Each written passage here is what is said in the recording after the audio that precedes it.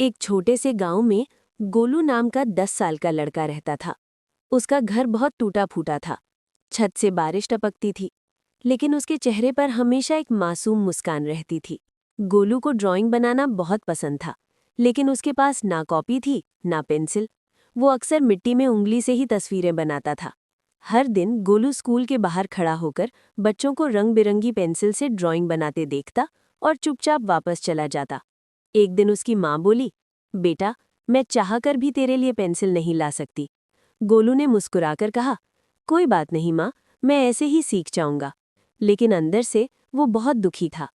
एक रात गोलू बहुत उदास होकर सो गया। तभी उसके सपने में एक बूढ़ा बाबा आए। उन्होंने कहा, गोलू, ये जादुई पेंसिल है। इससे जो भी बनाओगे वो सच हो जाएगा। सुबह उठते ही गोलू के हाथ में सच में एक पेंसिल थी। पहले तो उसे विश्वास नहीं हुआ, लेकिन उसने एक रोटी बनाकर देखी और वो सच में असली रोटी बन गई। गोलू बहुत खुश हुआ।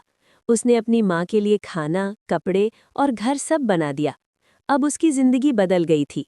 लेकिन धीरे धीरे गोलू के मन में लालच आ गया। वो सोने के खिलौने, महंगे सामान और बड़ी बड़ी चीजें बनाने लगा। अब वो दूसरों की मदद करना भूल गया। एक दिन गांव में बहुत बड़ा तूफान आया। सबके घर टूट गए। लोग परेशान हो गए। सबको उम्मीद थी कि गोलू मदद करेगा, लेकिन गोलू अपने ही मजे में था।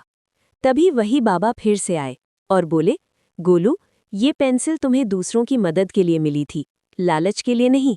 बाबा की बात सुनकर गोलू चौंक गया। उसे अपनी गलती का एहसास होने लगा। उसने चारों तरफ देखा। गांव के लोग बारिश में भीग रहे थे, बच्चे रो रहे थे, किसी के पास खाना नहीं था। गोलू की आंखों में आंसू आ गए।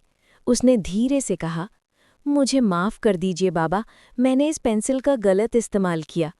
बाबा मुस्कुराए और बोले, गलती समझ आ जाए तो इंसान बदल सकता है। बस फिर क्या था। गोलू ने तुरंत अपनी जादुई पेंसिल उठाई। उसने सबसे पहले गांव के लिए मजबूत घर बनाए, फिर सबके लिए खाना और कपड़े बनाए। उसने बच्चों के लिए स्कूल और ढेर सारी किताबें भी बना दी। अब पूरा गांव खुश था। धीरे धीरे गोलू फिर से वही मासूम और अच्छा बच्चा बन गया। अब वो हर दिन दूसरों की मदद करता। कुछ दिनों बाद वो जादुई पेंसिल अचानक गायब हो गई, लेकिन इस बार गोलू दुखी नहीं हुआ, क्योंकि अब उसे समझ आ गया था, असली जादू पेंसिल में नहीं बल्कि उसके अच्छे दिल में था।